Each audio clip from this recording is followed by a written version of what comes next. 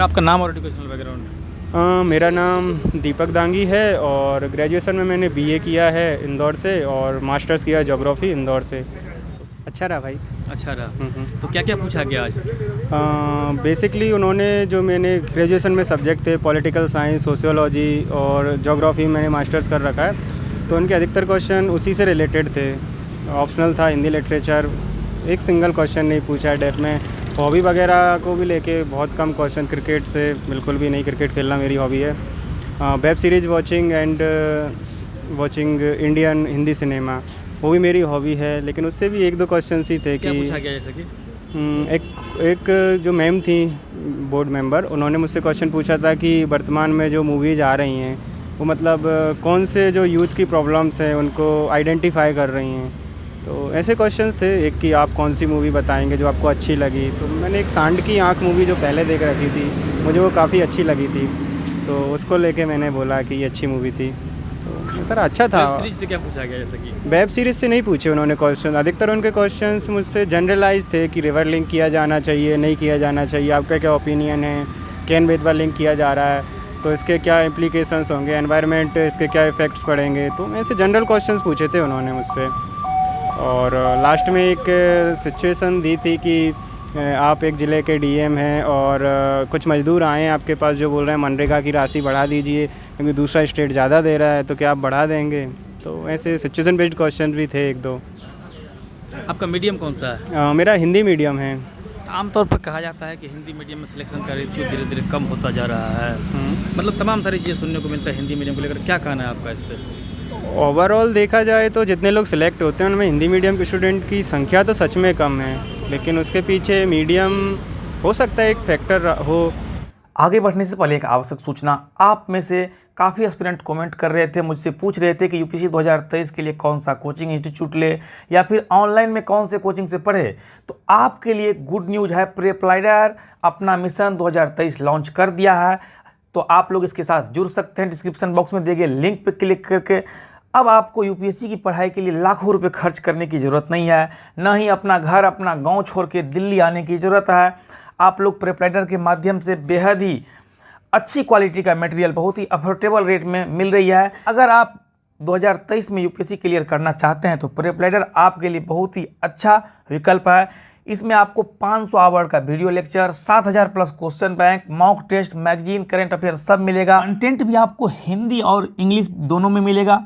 मुझे तो पता है कि इनका कंटेंट अच्छा है, बट आप मेरी बात का यकीन क्यों करें। तो अगर आप आज ही प्रेपलाइडर ऐप को डाउनलोड करते हैं तो आपको 24 आवर के लिए प्रेपलाइडर के प्रीमियम कंटेंट का फुल एक्सेस जो है फ्री में मिलेगा, बिल्कुल फ्री। इसके बाद भी आपको बहुत कुछ फ्री मिलेगा, जैसे free NCERT summary, free current affair magazine, सब कुछ मिलेगा आपको। तो फिर देर किस बात का, आप लोग मेरा कोड यूज करें NU123 और इस ऐप के साथ जुड़ सकते हैं। लेकिन उसके कंपैरेटिवली प्रीलिम्स ही क्वालिफाई बहुत कम लोग कर पा रहे हैं हिंदी मीडियम से, तो ये एक रीज़न है कि ज़्यादा से ज़्यादा लोग प्रीलिम्स क्वालिफाई करेंगे, ज़्यादा लोग मेंस लिखेंगे तो ज़्यादा लोगों का सिलेक्शन होगा। क्योंकि बहुत कम लोग मेंस लिखते हैं तो उसके बाद उसी अनुपात में सिलेक्शन भी कम होते हैं। तो प्रीलिम्स सबसे टिपिकल स्टेज है जिसमें, और प्रीलिम्स में मीडियम के बैरियर होते नहीं हैं, हिंदी और इंग्लिश दोनों में आता है। और आई थिंक इतनी इंग्लिश तो हर किसी को आती ही है कि वो इंग्लिश में क्वेश्चन पढ़ के समझ सके। तो प्रीलिम्स ज़्यादा क्वालिफाई करेंगे लोग तो ज़्यादा लोग मेंस लिखेंगे। और प्रीलिम्स क्वालिफाई करने के कुछ टिप्स बता दीजिए, मतलब कैसे प्रीलिम्स निकाला जाए, क्या कमी रह जाती है कि नहीं निकल पाता? प्रीलिम्स का तो यही है कि ज़्यादा डिपेंडेंट नहीं होना चाहिए। जो स्टडी मटेरियल्स, कई बार क्या आप ए कोचिंग, बी कोचिंग, सी कोचिंग, अलग अलग कोचिंग का मटेरियल उठा के ले आते हैं और सब कुछ पढ़ने लगते हैं। तो मतलब लिमिटेड पढ़िए, आप एक सिंगल सोर्स रखिए, मल्टीपल टाइम रिवीजन कीजिए और क्वेश्चन सॉल्व करने की प्रैक्टिस कीजिए।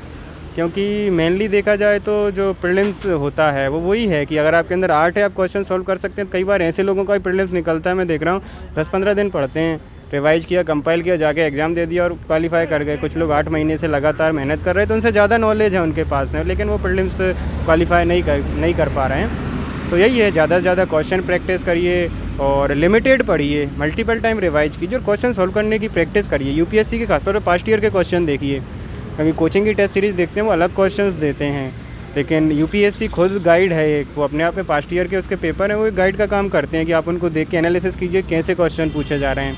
क्योंकि यूपीएससी कई बार प्रीलिम्स के क्वेश्चन में एक हिंट छोड़ देती है कि अगर आपको ये पता है, आपने इसको एलिमिनेट कर दिया तो उसका आंसर निकल आता है। तो ये थोड़ा स्ट्रेटजी है कि क्वेश्चन डीलिंग पे ज़्यादा वर्क किया जाए, कंपैरेटिवली ज़्यादा नॉलेज गेन के प्रीलिम्स क्वालिफाई कर सकते हैं। और थोड़ा टाइम मैनेजमेंट का ध्यान रखें, क्योंकि टाइम मैनेजमेंट भी यूपीएससी चेक कर ही लेती है प्रीलिम्स के थ्रू। जब वो आपसे 100 क्वेश्चंस देती है तो आप कैसे 2 घंटे में मैनेज करें OMR भरने के साथ, तो उस पर थोड़े कुछ क्वेश्चंस लगा लिए जाएँ। जैसे आप 1 घंटे 25 मिनट 30 मिनट में घर पे प्रैक्टिस करके जाएँ कि हम इतने में क्वेश्चन सॉल्व कर लेंगे, बाकी OMR भरने का टाइम रख लीजिए, तो टाइम मैनेजमेंट वहाँ पे हो जाएगा और फिर आप प्रीलिम्स क्वालिफाई कर सकते हैं। सर मेंस की आंसर राइटिंग की तैयारी मतलब कैसे करना है? मेंस की आंसर राइटिंग का दिया प्रैक्टिस, आप कितनी प्रैक्टिस कर सकते हैं। अगर आपके पास नॉलेज है तो ऑब्जेक्टिविटी के साथ होता है में, कि कई बार ऑब्जेक्टिव का नॉलेज होता है, ऑब्जेक्टिव तो सॉल्व कर लेते हैं हम। नहीं मैं वही बोल रहा जैसे ही हूँ, आता है तो कुछ समझ ही नहीं आंसर आता। जब लिखते हैं तो ऑब्जेक्टिविटी के साथ लिखा जाए। मान लीजिए उन्होंने कोई सा पूछा, जैसे उन्होंने पूछा कि जो स्वतंत्रता से पहले के कृषक आंदोलन थे और वर्तमान के कृषक आंदोलनों में क्या समानता दिखाई देती है। अब इसका आंसर आपको बुक में तो मिलेगा नहीं। अगर आपने अंडरस्टैंडिंग है पहले क्यों हुए थे और अभी क्यों हो रहे हैं, तो आप उसको ऑब्जेक्टिविटी के साथ एनालिसिस करते हैं कि चलो इंट्रोडक्शन में थोड़ा थोड़ा ब्रीफ कर दिया कि स्वतंत्रता से पहले के कृषक आंदोलन हो रहे थे, उनका ये विषय था, इस कारण से हो रहे थे, वर्तमान में ये कारण रहे। फिर हेडिंग डाल दी कि समानताएँ क्या थी, 2-3 पॉइंट समानता के लिख दी कि चलो वहाँ भी किसानों ने विरोध किया था, यहाँ भी विरोध किया। और फिर 2-3 पॉइंट है फिर असमानता लिख दी, और लास्ट में कंक्लूजन वो लिख दिया, स्टेटमेंट दे दिया कि भाई किसान आंदोलन पहले से तो भिन्न है, लेकिन कृषकों की सुधार की मांग करते हैं और हमको कृषकों की सुधार की मांग के साथ आगे बढ़ना चाहिए, जो कि कृषकों की दुगनी इनकम और समावेशी और आत्मनिर्भर भारत के लिए भी अनुकूल होगा। तो थोड़ा ऐसे कंक्लूड कर सका। सर 5 तारीख को जो यूपीएससी प्रीलिम्स होने जा रहा है, उसके लिए सर क्या संदेश देना चाहेंगे आप? सर नए एस्पिरेंट को क्या करना चाहिए? उसके लिए तो यही संदेश है, प्रेशर मत लो, जितना पढ़ लिया बहुत है। पास्ट ईयर क्वेश्चन देख लो एक बार यूपीएससी के, 13 से लेके 21 तक के क्वेश्चन एक बार लगा लेंगे तो अच्छा रहेगा। उससे एक ये पता चल जाता है कि टेस्ट सीरीज से कितना डिफ़र है, क्योंकि आप कोचिंग पे ज़्यादा डिपेंडेंट होना अपने आप में घातक हो जाता है। आप डिपेंडेंट हो गए कि भाई हमारी हेल्प करने के लिए कोई दूसरा है, तो आप जितना इंडिपेंडेंट रहने की कोशिश करेंगे तो उतना ज़्यादा बेनिफिशियल है। और फाइनली वही है यार, कॉन्फिडेंट रहो, टाइम मैनेजमेंट करो और ज़्यादा क्वेश्चन सॉल्व करने की प्रैक्टिस करो, हो जाएगा। Thank you sir.